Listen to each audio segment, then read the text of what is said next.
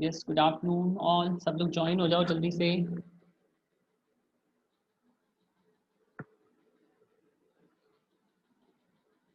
Yes बच्चों, कैसे हो सारे बच्चे? Good afternoon. अभी 9 नहीं ज्वाइन किया, ओके। बच्चों, आप लोगों को क्लियर है? अभी तक जो पढ़ाया है सारा क्लियर है बच्चों? हम लोगों ने 3 लेक्चर्स हो चुके हैं हमारे, है ना। हम लोगों ने स्टार्टिंग से देखा और अभी सब ज्वाइन हो जाएं फिर हम लोग स्टार्ट करेंगे। बट उससे पहले हम लोग, जब तक सब लोग ज्वाइन करते हैं, हम लोग थोड़ा सा रिवाइज कर लेते हैं यस्टरडे क्लास का। तो यस्टरडे की क्लास में जो मैंने आपको बताया था, यस बच्चों, सबसे पहला टॉपिक क्या था कि एक्सेप्शंस हमने देखे थे ऑक्टेट रूल के, है ना। तो मैं आपसे पूछता हूँ, आप लोग रिप्लाई करिएगा मुझे। वेदांत, गुड मॉर्निंग। चलिए सब ज्वाइन हो जाओ, फिर ही रिवाइज करेंगे हम 1-2 minute. Okay Arpit, thanks for this.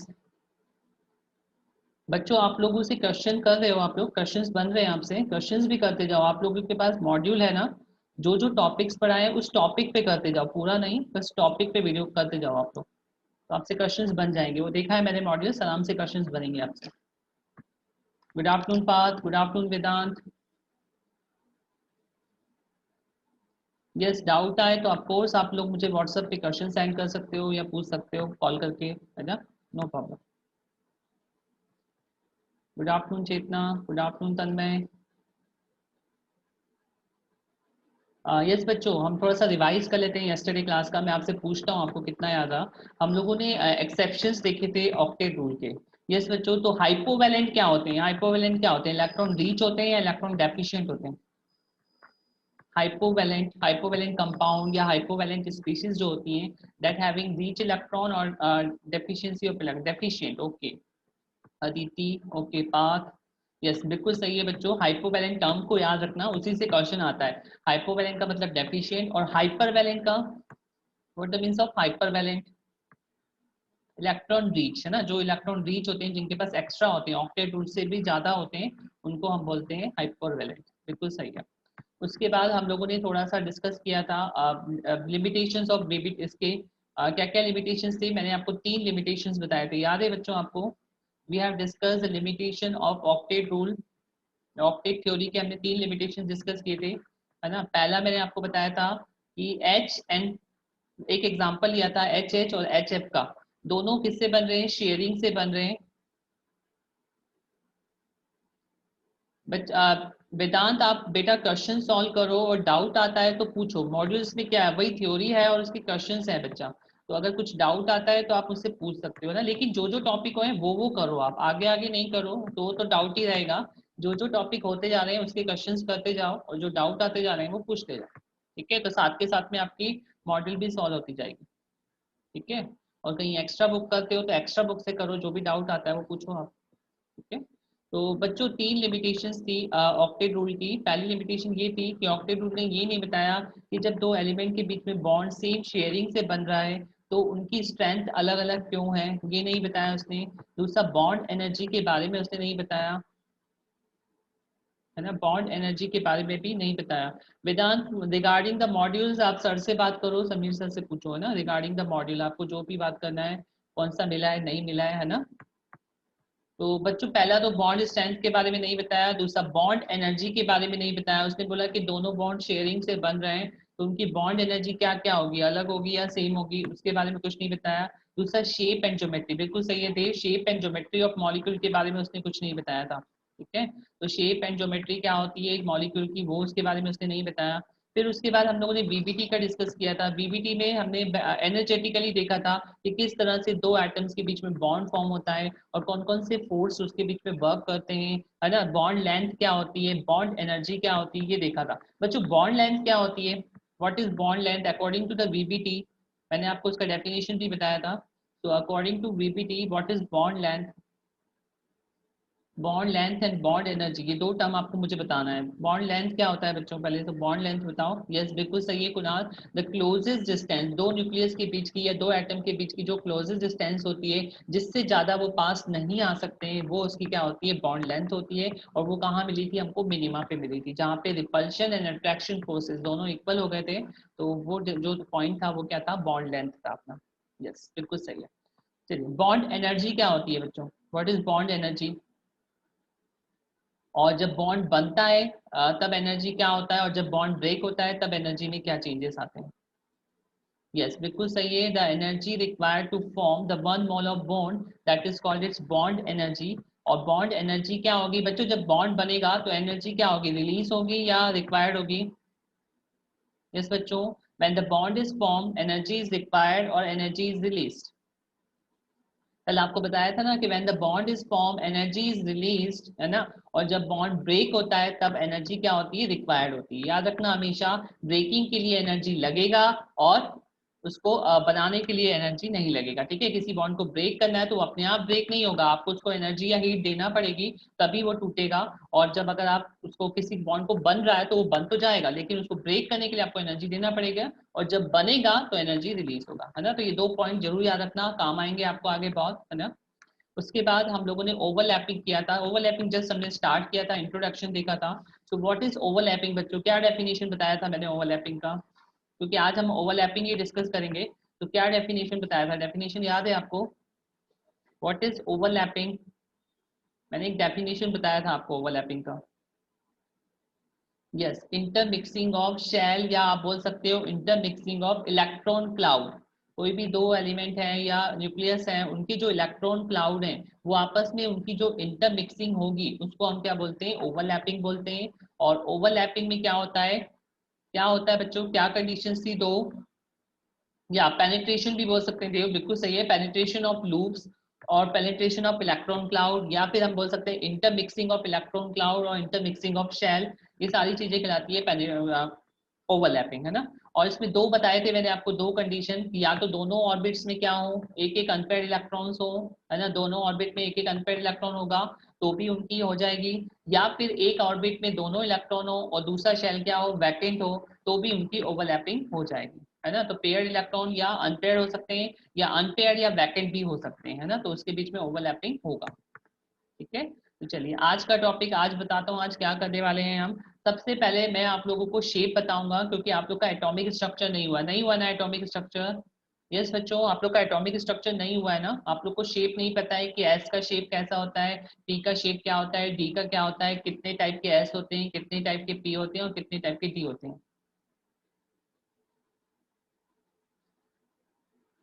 Yes वेदांत, समझ में आ जाएगा बेटा, डोंट वरी, है ना, आ जाएगा, आज से अपना मेन शुरू है उसका बेटा, ठीक है। तो बच्चों आप लोगों को एटॉमिक स्ट्रक्चर नहीं हुआ होगा, शेप के बारे में पता होगा, थोड़ा बहुत पता होगा, लेकिन आपको ज्यादा नहीं पता होगा। ओके, पता है क्या कुणाल, अच्छी बात है, पढ़ाया है क्या, हाँ बिल्कुल सही बात है, बात ऐसा पढ़ाया है, तो मैं भी आपको शॉर्ट में ही बताने वाला हूँ, लेकिन जब आप लोग एटॉमिक स्ट्रक्चर पढ़ोगे तो तब आपको बहुत अच्छे से क्लियर हो जाएगा वो, है ना। तो शॉर्ट में मैं जरूर बताऊंगा, क्योंकि हम ओवरलैपिंग किसकी करेंगे, ऑर्बिट की करेंगे, तो हमें ऑर्बिट का शेप पता होना चाहिए ना, कि एस का शेप क्या है, पी का क्या है, डी का आपको पता है, कोई बात नहीं बच्चों, है ना, अच्छी बात है अगर पता है तब में, तो हम थोड़ा सा रिवाइज हो जाएगा, अगर आपको पता है तो भी आपको क्या हो जाएगा, थोड़ा सा रिवाइज हो जाएगा, है ना। चलिए हम लोग आज स्टार्ट करते हैं, अभी 29 ने ज्वाइन किया है, तो all join then I will start. मैं एक आधा मिनट और वेट कर लेता हूँ, तब तक आपको टॉपिक बताता हूँ आज हम लोग क्या करने वाले हैं। आज का जो हमारा टॉपिक है बच्चों, पहले मैं आपको टाइप्स ऑफ शेप बताने वाला हूँ, types and shapes of orbiter, कि उनका शेप क्या होता है और कितने टाइप्स के ऑर्बिटल्स होते हैं वो हम डिस्कस करेंगे, है ना। और उसके बाद हम अपने मेन टॉपिक्स पे आएंगे, that is types of overlapping, overlapping कितने टाइप की होती है उसको डिस्कस करेंगे, इस ओवरलैपिंग से कौन सा बॉन्ड बनता है वो डिस्कस करेंगे। और उसके बाद जब हम आएंगे comparison of strength of bond, इसमें से क्वेश्चन आता है, मतलब ये ओवरलैपिंग से आप सीखोगे, और उसके बाद मैं आपको सिखाऊंगा कि जब हम कंपैरिजन करेंगे स्ट्रेंथ ऑफ बॉन्ड की, तो किस तरह से जो है वो बॉन्ड वो होता है फॉर्मेशन, और कैसे वो जो है उनकी स्ट्रेंथ क्या होती है, उसके ऊपर क्वेश्चन आता है, तो वो मैं आपको प्रैक्टिस करवाने वाला हूँ, है ना। तो इज दैट क्लियर बच्चों, मेन क्वेश्चन किस में ऐसे आएगा, मतलब पूरे टॉपिक को आपको अच्छे से समझना है, और लास्ट में जब हम कंपैरिजन पे आएंगे तो क्वेश्चन उसमें से आता है, तो वो मैं बताऊंगा किस पैटर्न का आता है, क्योंकि हम यहाँ सीखेंगे कि अलग अलग सिग्मा टाइप के बॉन्ड, पाई टाइप के बॉन्ड, किसकी स्ट्रेंथ ज्यादा होती है वो हम सीखेंगे, और फिर उसको कंपेयर करेंगे, और क्वेश्चन भी उसी पे आता है, स्ट्रेंथ पे आता है क्वेश्चन, ठीक है। तो ओवरलैपिंग में से स्ट्रेंथ पे आता है। चलिए हम लोग स्टार्ट करते हैं, 33 ने ज्वाइन कर लिया है, वी विल स्टार्ट, है ना, स्टार्ट करते हैं। सबसे पहले मैं आपको शेप बताने वाला हूँ बच्चों, टाइप्स एंड शेप। आप सारे बच्चों को थोड़ा थोड़ा पता है शेप के बारे में, पर हम थोड़ा सा और रिवाइज करेंगे, क्योंकि हमको ओवरलैपिंग को और अच्छे से समझना है, ठीक है। तो सबसे पहले मैं बात करता हूँ एस ऑर्बिटल्स की। सारे बच्चों को पता होगा कि एस ऑर्बिटल का जो शेप होता है, सारे बच्चों को I think everyone knows about this कि स्फेरिकल शेप होता है। अभी किसी बच्चे ने लिखा भी है, तन्मय ने लिखा है कि एस ब्लॉक इज स्फेरिकल, है ना। तो एस ब्लॉक का जो शेप होता है वो कैसा होता है बच्चों, स्फेरिकल शेप होता है। क्या एक चीज और बता सकते हो बच्चों, क्या ये रीजन क्या बताता है बच्चों, आप लोगों ने थोड़ा बहुत शेप पढ़ा है ना, ये रीजन क्या बताएगा? एनीवन, कोई बता सकता है बच्चा?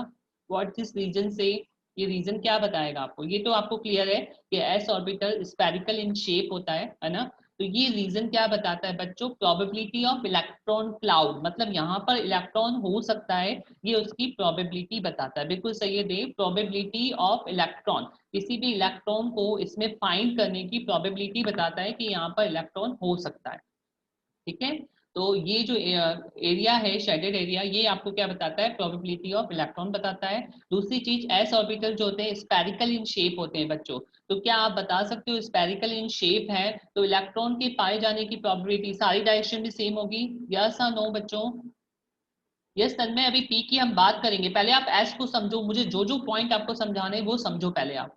बच्चों एस ऑर्बिटल स्फेरिकल है तो इसके पाए जाने, इलेक्ट्रॉन के पाए जाने की प्रोबेबिलिटी सारी डायरेक्शन में सेम होगी। यस, एक्स डायरेक्शन में भी 1/3, वाई डायरेक्शन में भी 1/3 और जेड डायरेक्शन में भी कितनी होगी? 1/3। मतलब एवरीवेयर इट इज सेम 33.3% होगा। एक्स डायरेक्शन में अगर बात करो आप, वाई में बात करो या फिर आप जेड में बात करो, तीनों डायरेक्शन में क्या होगा?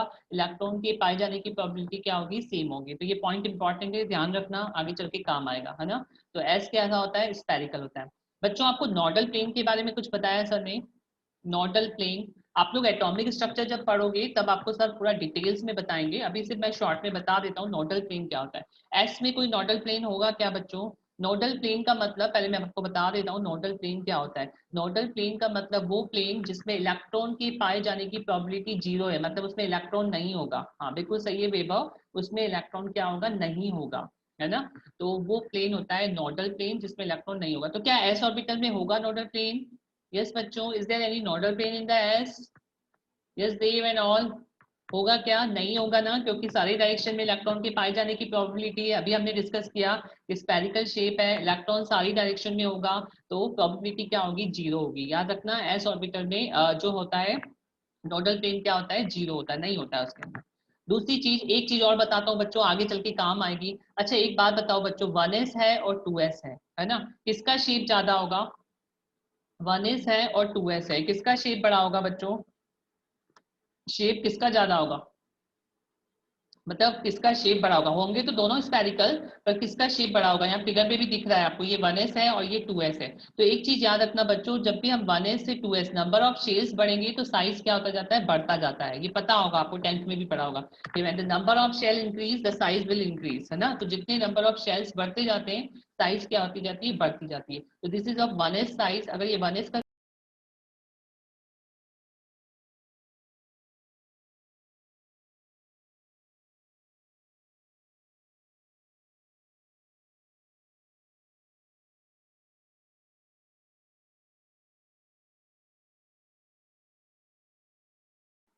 नेटवर्क चला गया था बच्चों, नाउ अगेन वी कम, चलिए।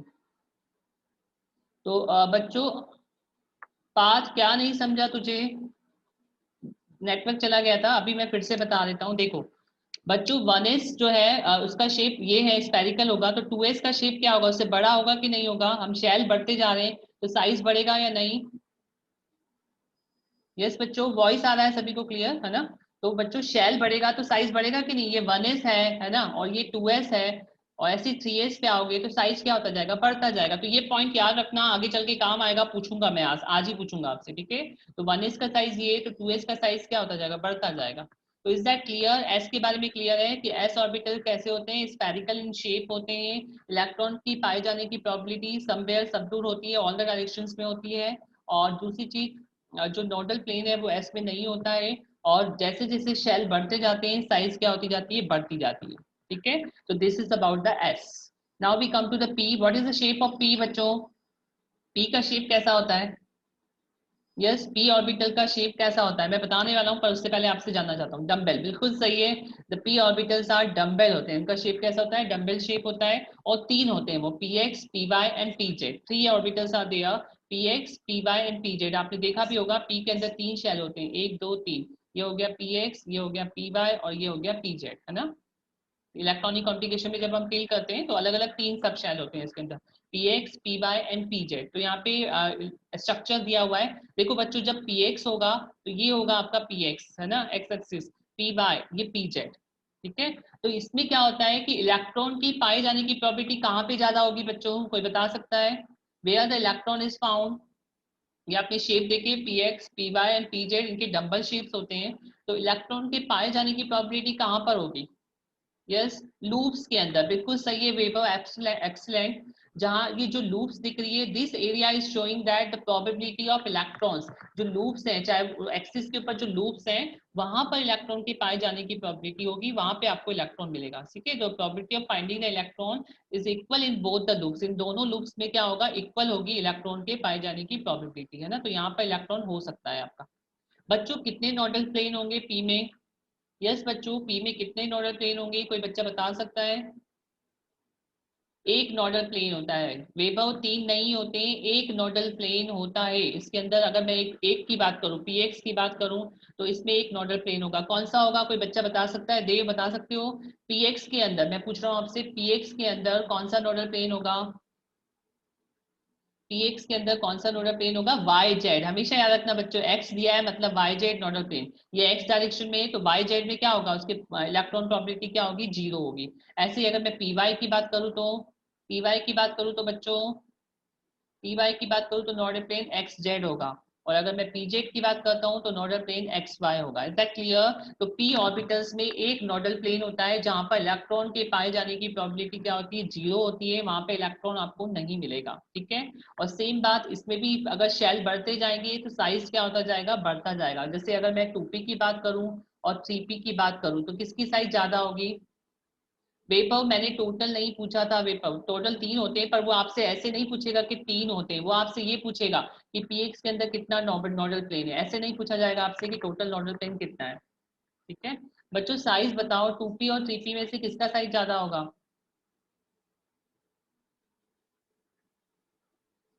किसका साइज ज्यादा होगा, 3p का साइज ज्यादा। पाथ दो नोडल प्लेन कहाँ से होंगे बच्चा, एक प्लेन में तो होगा ना, वो एक्स वाई प्लेन में है, वो बनाया हुआ है आपने, तो वाई जेड प्लेन जहाँ पे इलेक्ट्रॉन के पाए जाने की प्रोबेबिलिटी क्या है, 0 है, तो वाई जेड होगा उसके अंदर, ठीक है। वो डी में होता है, दो दो नोडल प्लेन होते हैं, वो डी के अंदर होते हैं। बच्चों ये याद रखना, 2p का साइज क्या होगा, कम होगा, और 3p का साइज क्या होगा, थोड़ा सा बड़ा होगा, है ना। तो जैसे जैसे नंबर ऑफ शेल बढ़ते हैं साइज बढ़ता जाता है। तो क्लियर है बच्चों पी ऑर्बिटल्स के बारे में कि दे आर डम्बल शेप, 3 होते हैं, p x, p y and p z. Probability of finding the electron equal होती है दोनों लूप्स के अंदर, और इसके अंदर एक नोडल प्लेन होता है ना। पी ऑर्बिटल्स में कितना, एक नोडल प्लेन होता है, अगर पी एक्स है तो वाई जेड होगा, और अगर पी वाई है तो एक्स जेड होगा, और पी जेड है तो एक्स वाई नोडल प्लेन होगा। तो ये शेप होता है इनका, डम्बल बेल शेप होता है। डी ऑर्बिटल्स का क्या शेप होता है बच्चों, what is the shape of d orbitals, बिल्कुल सही है डबल डम्बल्स, बिल्कुल सही है डबल डम्बल होता है, डबल डम शेप बेल शेप होता है इनका। और इसमें दो, मतलब हम ये बोल सकते हैं इसके 5 टाइप के होते हैं, ये कितने टाइप के होते हैं, 5 होते हैं, d x y, d y z, d z x, d x square minus y square and d z square, 5 होते हैं डी ऑर्बिटल्स। जब आपको एक्स वाई बनाने के लिए बोला जाए तो कैसे बनाओगे बच्चों, और जो उनकी लूप्स होती है वो एक्सिस के कहाँ पे होंगी बच्चों, बीच में होंगी या एक्सिस के ऊपर होंगी, आपको फिगर में कैसे दिख रहा है, डी एक्स वाई अगर आपको बनाना है बच्चों तो कैसे बनाओगे, ये मैंने दिया, चलो ये एक्स है और ये वाई है, आपको डी एक्स वाई बनाना है, कहाँ बनाओगे, इसकी लूप्स कहाँ बनाओगे बच्चों, डी एक्स वाई याद रखना बीच में होती है लूप्स, ठीक है, ये एक्स और वाई के बीच में आएगी, जैसे यहाँ बनाया हुआ मैंने, है ना, एक्स और वाई के बीच में आती है लूप्स। ऐसे डी वाई जेड होता है तो उसकी भी क्या होती है, वाई और जेड के बीच में आएगी। डी जेड एक्स है तो उसकी भी जेड और एक्स के बीच में आएगी। लेकिन अगर d x square minus y square है, मतलब उसकी लूप्स कहाँ होंगी, एक्स एक्सिस पे भी होंगी और वाई एक्सिस पे भी होंगी। इज दैट क्लियर बच्चों, कि अगर d x square y square है तो उसकी लूप कहाँ होंगी, एक्स एक्सिस पे और वाई एक्सिस पे, और अगर डी जेड स्क्वायर है तो उसकी लूप्स कहाँ होंगी, जेड एक्सिस पे होंगी। तो ये आपको इनके शेप्स याद रखना है कि इनके शेप्स कैसे होते हैं, है ना। डी एक्स वाई में लूप्स एक्स एंड वाई के बीच में, डी वाई जेड में वाई एंड जेड के बीच में, डी जेड एक्स के बीच में। बच्चों जब आप 12th में आओगे तो इन डी ऑर्बिटल्स को 2 सेट में डिवाइड करते हैं, किसी को याद है क्या, 12th क्लास में पढ़ोगे, ये अभी काम का नहीं है। जब आप कोऑर्डिनेशन कंपाउंड पढ़ोगे तो वहां पे इनको डी ऑर्बिटल्स को दो सेट में डिवाइड किया जाता है। पहला सेट होता है d x y, d y z and z x. पहले सेट में ये तीनों होते हैं, ठीक है, ये तीनों होते हैं पहले सेट में। और दूसरे सेट में ये होते हैं d x square minus y square and d z square. और जो पहला सेट होता है बच्चों उसको T2G बोला जाता है और दूसरे वाले सेट को EG बोला जाता है। EG मतलब ये वाले एक्सियल होते हैं, ये दोनों कहाँ होते हैं, एक्सियल पे हैं। देखो इनकी लूप्स कहाँ है, एक्सिस के ऊपर है ना, और ये इनकी लूप्स कहाँ है, एक्सिस के बीच में। तो दो सेट होते हैं, एक T2G होता है और एक EG होता है। ये आपको 12th पे काम आएगा, अभी काम नहीं आएगा, ठीक है। ये कहाँ पर काम आएगा बच्चों, 12th के अंदर काम आएगा, अभी का काम का नहीं है ये, ठीक है। तो ये 12th में जब आप कोऑर्डिनेशन कंपाउंड पढ़ोगे तब वहां पे आपको बताया जाएगा डिटेल्स में कि they are two sets of orbital d x y, y z and z x. ये बिलोंग करते हैं T2G से, और d x square minus y square and d z square belongs to EG, ठीक है। तो ये याद रखना बच्चों, ये दोनों इनकी लूप्स एक्सिस पे होती है और इनकी लूप्स होती है एक्सिस के बीच में होती है, ठीक है। चलिए अब हम बात करते हैं नॉर्डल प्लेन की। बच्चों डी ऑर्बिटल्स में कितने नॉर्डल प्लेन होंगे, आप जब एटॉमिक स्ट्रक्चर पढ़ोगे तब वहां पे आपको और अच्छे से समझ में आ जाएगा कि नोडल प्लेन कैसे निकालते हैं क्या है। बट यहाँ पर आपको याद रखना है सिर्फ दो नोडल प्लेन होते हैं। कितने नोडल प्लेन होते हैं, दो होते हैं इसके अंदर, है ना, क्योंकि ये एक्सिस के बीच में दो नोडल प्लेन होते हैं। नहीं वेबव अभी श्योर नहीं है एटॉमिक स्ट्रक्चर का बेटा कि कौन पढ़ाएगा, है ना। तो जब भी आप पढ़ेंगे या जो भी आपको पढ़ाएंगे वो आपको बताएंगे, पूरा नोडल प्लेन वगैरह सबके बारे में बताएंगे। तो यहाँ अभी आपको सिर्फ शेप से मतलब है बच्चा, है ना, नोडल प्लेन से मतलब नहीं है। आपको शेप याद होना चाहिए कि शेप कैसे होते हैं, और शेप आपको पता भी है थोड़ा सा, है ना। तो याद रखना बच्चों डबल डम्बल शेप होते हैं। D x y, y z and z x की लूप्स जो होती हैं एक्सिस के बीच में होती हैं, और d x square minus y square और डी जेड स्क्वायर की लूप एक्सिस के ऊपर होती है। तो क्लियर है बच्चों आपको शेप्स, यस सारे बच्चों को क्लियर है। ऐसे स्फेरिकल शेप होता है, इलेक्ट्रॉन क्लाउड जो है पूरे सारी डायरेक्शन में सेम होता है, इलेक्ट्रॉन के पाए जाने की प्रोबेबिलिटी सब दूर सेम होती है, और इसके अंदर नोडल प्लेन नहीं होता है ना। पी ऑर्बिटल्स कैसा शेप होता है, डबल शेप होता है इसका, और इनकी लूप जो होती है वो एक्सिस पे लाई करती है ना। और इसमें नोडल प्लेन कितना होता है, 1 होता है। जैसे जैसे शेल्स बढ़ते जाते हैं साइज क्या होता जाएगा, बढ़ता जाएगा, ठीक है। उसके बाद डी ऑर्बिटल्स की अगर हम बात करें तो डी ऑर्बिटल्स 5 होते हैं, d x y, y z and z x, और d x square minus y square, d z square. तो इन तीनों की लूप जो होती हैं एक्सिस के बीच में होती हैं, और इन दोनों की लूप जो है एक्सिस पे लाई करती है, ठीक है। ये थोड़ा सा कॉम्प्लेक्स होता है, यस आप उसको बाद में पढ़ोगे तो डिटेल्स में तो, और एटॉमिक स्ट्रक्चर में आपको नोडल प्लेन वगैरह के बारे में और ज्यादा पता चल जाएगा। इसमें दो होंगे नोडल प्लेन्स, है ना। वेबर दो कैसे होते हैं, जैसे एक्स और वाई के बीच में आ रहा है तो एक नोडल प्लेन एक्स जेड होता है और दूसरा नोडल प्लेन वाई जेड होता है। Is that clear weber? इसमें जो दो नोडल प्लेन होंगे क्या होंगे, एक्स जेड और वाई जेड हो जाएंगे, किसके अंदर, इसके अंदर, मतलब जो एक्सिस नहीं है उसके साथ में, है ना।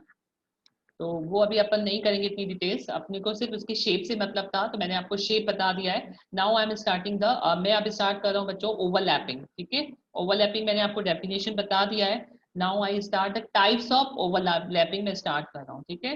टाइप्स ऑफ ओवरलैपिंग, ये बच्चों ध्यान से समझना, तभी आपको स्ट्रेंथ को कंपेयर करना आएगा और तभी आपसे क्वेश्चंस बनेगा। एफ की रिक्वायरमेंट नहीं है, F is complex, here is not required, और उसके स्ट्रक्चर भी नहीं होते हैं अभिषेक, ठीक है। एफ इज वेरी कॉम्प्लेक्स, उसके स्ट्रक्चर्स नहीं होते हैं, 14 होते हैं वो, और बहुत ज्यादा कॉम्प्लेक्स होते हैं, उनके स्ट्रक्चर्स नहीं होते, 7 होते हैं सॉरी, है ना।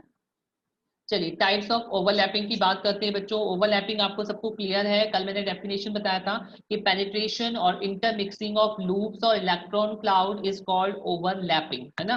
आज हम डिस्कस करने वाले टाइप्स। टाइप्स बताने से पहले बच्चों एक चीज बतानी है आपको, इंटर न्यूक्लियर एक्सिस, किसी बच्चे को पता है इंटर न्यूक्लियर एक्सिस क्या होती है? यस INA, मैं पूरा पूरा नहीं बोलूंगा, शॉर्ट ही लिखूंगा उसको। INA क्या होती है बच्चों? INA का मतलब वो एक्सिस जो अपने को मेंशन रहेगी, या जैसे अपने यहाँ पर देखा है अपन ने कि डी एक्स वाई था, है ना, तो उसको हमने कैसे, या d x square minus y square था, तो हमने उसको कैसे ड्रॉ किया, एक्स और वाई पे, है ना। एक्सिस मतलब जो सेंटर से पास होती है और उसको डिवाइड करती है ना। तो axis through which along the orbital is overlap. तो जब हम ओवरलैपिंग करेंगे बच्चों, तो एक पॉइंट आप ध्यान रखना कि जो भी ओवरलैपिंग होगी थ्रू द ऑर्बिट एक्सिस के अलोंग होगी, जो भी एक्सिस हमको दी जाएगी उस एक्सिस के अलोंग हम ओवरलैपिंग करेंगे। और अगर आपको एक्सिस नहीं दी गई है तो एनसीईआरटी कहता है, एनसीईआरटी में आपकी मेंशन है कि जब आपको एक्सिस नहीं दी गई है तब आपको जेड एक्सिस मानना है। इज दैट क्लियर बच्चों, कि अगर क्वेश्चन में एक्सिस नहीं दी गई है तो आपको कौन सी एक्सिस लेना है, जेड एक्सिस को लेना है, ठीक है। If the internuclear axis is not given then we select the z axis as the internuclear axis. Clear है, वो एक्सिस जिसके थ्रू ओवरलैपिंग होगी, ठीक है। तो क्लियर है आईएनए क्लियर है बच्चों कि the axis through which the orbitals overlap, वो एक्सिस जिसके थ्रू ऑर्बिटल ओवरलैप करते हैं उसको हम बोलते हैं आईएनए, इंटर न्यूक्लियर एक्सिस। आगे चल के और क्लियर हो जाएगा। ठीक है, चलिए अभी हम टाइप्स ऑफ ओवरलैपिंग को डिस्कस कर रहे हैं बच्चों। मेनली दो टाइप्स की ओवरलैपिंग होती है जिनको आपको सीखना है। There are two types of overlapping. पहली होती है एक्सियल और हेड ऑन ओवरलैपिंग। इसको बोला जाता है एक्सियल या फिर हेड ऑन ओवरलैपिंग। कुछ आइडिया किसी बच्चे को? पहले आपसे पूछता हूँ मैं, कुछ आइडिया बच्चों किसी को एक्सियल और हेड ऑन ओवरलैपिंग का कुछ आइडिया है? एक्सियल का मतलब होता है वो एक्सिस पे होगी, है ना, एक्सियल पे नहीं है। चलिए मैं बताता हूँ। देखो axial and head on overlapping मतलब देखो एक्सिस पे ये दोनों ऑर्बिटल्स जो है वो किस पे आएंगे? एक्सिस पे आएंगे। ठीक है, मैं बताता हूँ। When the orbitals overlap with their axis aligned with internuclear axis, मतलब जो भी ऑर्बिटल्स ओवरलैप करेंगे बच्चों वो कैसे आएंगे? वो अपनी एक्सिस के थ्रू आएंगे। किसके थ्रू आएंगे? अपनी एक्सिस के थ्रू आएंगे। ठीक है, so when the orbital overlap with their axis aligned with the internuclear axis, मतलब जो उनकी एक्सिस है वो कहाँ पर है? उस इंटरन्यूक्लियर एक्सिस पे। मतलब जो उनकी लूप्स है ना बच्चों, जैसे मान लो कोई भी दो ऑर्बिटल्स है, अभी आगे चल के बताऊंगा, ये दो ऑर्बिटल्स है ना, तो इन दोनों ऑर्बिटल्स की लूप कहाँ करती है? उनकी एक्सिस पे लाई करती है। एक मिनट, हाँ चलिए मैं आगे बता देता हूँ, बना हुआ है उसका। तो इन दोनों मतलब याद रखना आप लोग, एक्सियल ओवरलैपिंग कैसे होगी? जब वो एक्सियल पे मतलब एक्सिस के ऊपर ओवरलैप करेंगे। इज दैट क्लियर बच्चों? सिंपल वर्ड में बोलूं तो दोनों एक्सिस एक्सिस के ऊपर आएंगे और ओवरलैप करेंगे, तो इस टाइप की ओवरलैपिंग को हम बोलेंगे axial overlapping. When the orbitals overlap with their axis align with internuclear axis, this type का एक्सियल ओवरलैपिंग। और एक्सियल ओवरलैपिंग से कौन सा बॉन्ड बनता है बच्चों? सिग्मा बॉन्ड बनता है। कौन सा बॉन्ड बनता है बच्चों? सिग्मा। ठीक है, ये याद रखना है कि whenever the sigma bond is formed when the axial overlapping is there। Definition clear है? अभी आपको मैं आगे बताऊंगा कितने टाइप की एक्सियल ओवरलैपिंग होती है, इससे और क्लियर होगा कि जब कोई ऑर्बिटल्स एक्सिस के थ्रू आएगा ओवरलैप करने के लिए तो उसकी जो ओवरलैपिंग होगी उसको हम बोलते हैं axial overlapping. Is that clear? Yes बच्चों क्लियर है? यस नो रिप्लाई तो करो, फिर मैं आपको बताऊंगा कि एक्सियल ओवरलैपिंग कैसे होती है। ठीक है, sigma bond weber single bond जो होता है उसको सिग्मा बॉन्ड बोलते हैं, बता रहा हूं मैं आपको, है ना। एक्सियल ओवरलैपिंग होती है तो सिग्मा बॉन्ड बनता है। आपने देखा नहीं क्या, जैसे सी या जो भी सिंगल बॉन्ड होता है उसको हम सिग्मा बॉन्ड बोलते हैं, है ना। तो याद रखना जब भी ये पॉइंट याद रखना कि जब दो ऑर्बिटल एक्सिस के थ्रू आएंगे तो उनके बीच में जो ओवरलैपिंग होगी वो एक्सियल ओवरलैपिंग होगी और कौन सा बॉन्ड बनेगा? सिग्मा बॉन्ड बनेगा।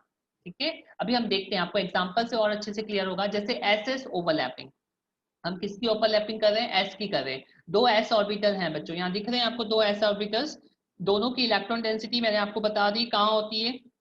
कहाँ होती है इलेक्ट्रॉन डेंसिटी? पूरे इसके अंदर होगी, स्पेयर के अंदर। इसकी भी पूरी स्पेयर के अंदर होगी। तो जब दोनों एक्सिस पे आएंगे ओवरलैप करने के लिए, ठीक है, तो देखिए अभी उनकी इलेक्ट्रॉन डेंसिटी कहाँ शिफ्ट हो जाएगी बच्चों? कहाँ आ जाएगी इलेक्ट्रॉन डेंसिटी? उनके सेंटर में आ जाएगी, दोनों न्यूक्लियस के सेंटर में आ जाएगी। ये ओवरलैपिंग रीजन है, यहाँ पर यहाँ मेंशन कर रखा है, दिख नहीं रहा आपको, दिस इज ओवरलैपिंग रीजन, है ना, ये ओवरलैपिंग रीजन है। तो जब ओवरलैपिंग होगी तो उनकी इलेक्ट्रॉन डेंसिटी कहाँ पे आ जाएगी बच्चों? सेंटर में। मतलब अब यहाँ पे इलेक्ट्रॉन के पाए जाने की प्रोबेबिलिटी कहाँ पे है? सेंटर के अंदर है। तो इसको इस टाइप से हम शो कर सकते हैं, देखो। तो ये जो बॉन्ड बनेगा उसको कौन सा बॉन्ड बनेंगे? सिग्मा बॉन्ड बोलेंगे। ठीक है, मतलब एक्सियल ओवरलैपिंग से कौन सा बॉन्ड बन जाएगा? सिग्मा बॉन्ड बन जाएगा। यहाँ पे मैक्सिमम ओवरलैपिंग होगी और कौन सा बॉन्ड बन जाएगा? सिग्मा बॉन्ड बन जाएगा। क्लियर है आपको?